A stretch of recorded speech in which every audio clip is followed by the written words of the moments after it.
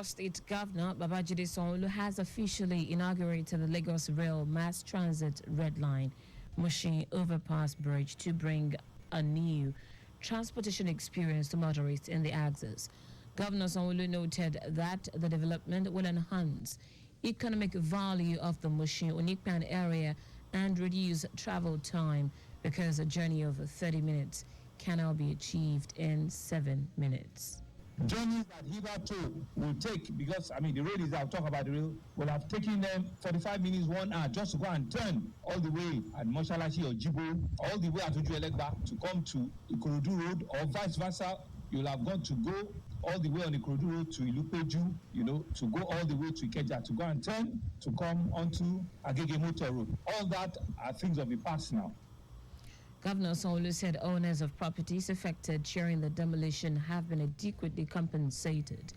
He expressed gratitude to residents of the areas as well as the Lagos Metropolitan Area Transport Authority Lamata and the engineering company that handled the project.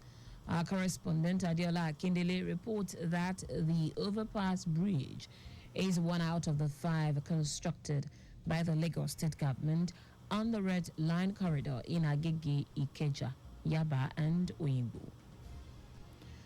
The Lagos State Ferry Services, like Ferry, has been urged to fashion out innovative ways to improve revenue generation and the total efficiency of the agency through increased ridership on the waterways.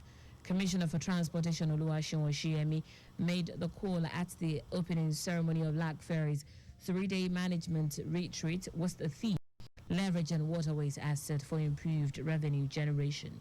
Oshiemi, who was represented by the Permanent Secretary Olawale Musa, noted that the Lagos State government is deploying a multi-sectorial approach to improve waterways assets and other transportation infrastructure to attract users to the state inland waterways and other modes of transportation in the state.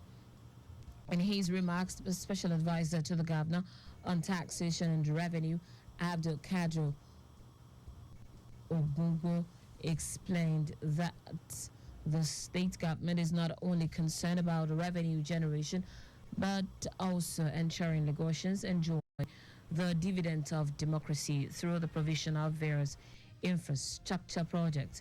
Earlier, the Managing Director of Lag Ferry, Abdul Baki Balogun, noted that by investing in infrastructure, fostering public-private partnerships, and diversifying their use for both transportation and recreation, the agency can unlock economic growth, stimulate job creation, and promote sustainable practices.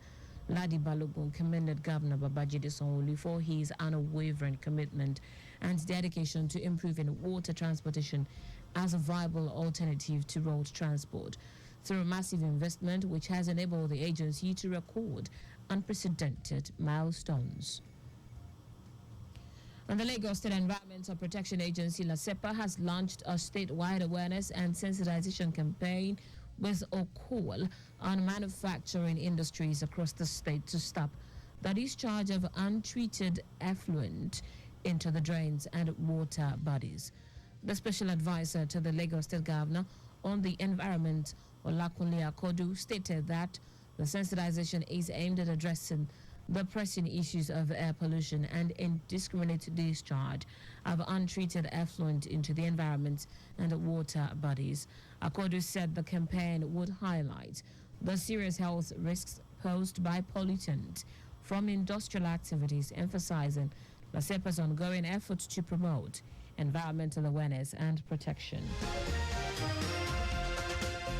Earlier in his opening remarks, the General Manager of LASEPA, Babatunde Ajayi, stated that there is an urgent need for ongoing dialogue regarding the management of effluent in Lagos State, a region grappling with rapid industrialization. Inspector General Police Kayode Egbetokun has ordered the deployment of tactical operatives and assets to ensure the prompt rescue of the kidnapped medical student in Benue State. Condemning the student's abduction, in a statement, the force spokesperson Muyiwa Adejobi describes the action of the criminals as reprehensible and callous. Egbetokun said The police stands with the victims and their loved ones during this challenging time, and it is committed to ensuring the safe return of the student. It will be recorded that 20 medical students of the universities of Maiduguri and Jos traveling to Enugu were kidnapped along the Utukpa Enugu Road on Thursday. Now to the rest of the stories. The federal government has commissioned a 40 kilowatt peak solar hybrid mini grid in Rafin Zuru Fi community, Gwagwalada area council within the Federal Capital Territory, Abuja. Minister of State for the Federal Capital Territory, Maria Mahmood, who was represented by Special Advisor Michael Bauer, underscored the project's potential to drive socio-economic transformation in Rafin Zuru Fi. Mahmood noted that electricity is our catalyst, and access to sustainable electricity creates opportunities and possibilities for previously unconnected citizens. The Managing Director and Chief Executive Officer of the Rural Electrification Agency, Abba Aliyu, reiterated the agency's dedication to electrifying rural areas, emphasizing the importance of reasonable tariffs for the sustainability of the solar power projects in Rafin Zulfi community. The governor of Gombe State, Muhammadu Yahya, has stated that the state has a standing committee on the new national minimum wage. It will be recorded that last July, the governor questioned the viability of his state paying the newly approved minimum wage of 70,000 naira. The governor also stated that the standing committee, headed by his deputy, Manasseh Jatau, is exploring ways to implement the new national minimum wage for workers. In foreign news, wildfires have engulfed swaths of western Turkey, triggering the evacuation of nearly 4,000 residents. Interior Minister Ali Yelikaya said 900 residents in 5 affected districts were evacuated overnight in Izmir, the country's third most populous city. The Disaster and Emergency Management Authority said thousands of people from Izmir, Manisa, Bolu, and Aden were taken to safety after a total of 131 wildfires broke out on agricultural and forested land over the past week. 6 people have been detained over suspected sabotage relating to the wildfires, 2 of them in Izmir and 4 in the northwestern city of Bolu. In sport now, Nigeria is set to camp in the Colombian capital, Bogota, for a 2-week final camping program leading to the commencement of the FIFA Under-20 Women's World Cup Finals, which will begin on the last day of this month. The Falconets grabbed one of Africa's ticket to this year's final tournament after aggregate score defeats of Tanzania and Burundi. The players had spent 4 weeks in the first phase of their final campaign in Abuja, during which they won a series of friendly games, losing only one. Nigeria's first match of the tournament against Korea Republic will come up on the 1st of September, when the team will confront Germany 3 days later. The final match of the group phase is against Venezuela on the 7th of September.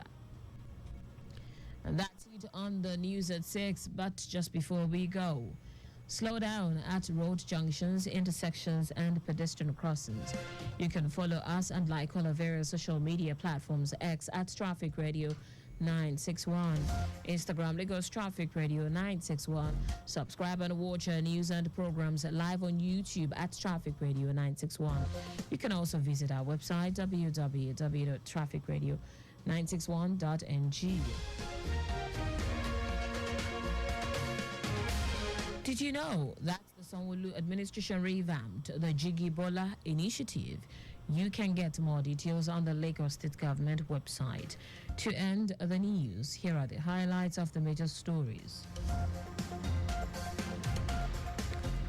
Lagos State Governor Babajide Sanwo-Olu has officially inaugurated the Lagos Rail Mass Transit Red Line machine overpass to bring a new transportation experience to motorists in the axis. The federal government has commissioned a 40 kilowatt peak solar hybrid mini grid in Rafin Zurifi Community, Gwagwalada Area Council within the Federal Capital Territory, Abuja. We also told you that wildfires have engulfed swaths of western Turkey, triggering the evacuation of nearly 4,000 residents. Finally, Sport Nigeria is set to camp in the Colombian capital, Bogota, for a 2-week final camping program leading to the commencement of the FIFA Under-20 Women's World Cup finals, which will begin on the last day of this month. For contact with the newsroom, send a message to info@trafficradio961.ng. That ends the news broadcast compiled by Sadiq Yusuf. I am Taiwo Baruwa. Thank you for listening.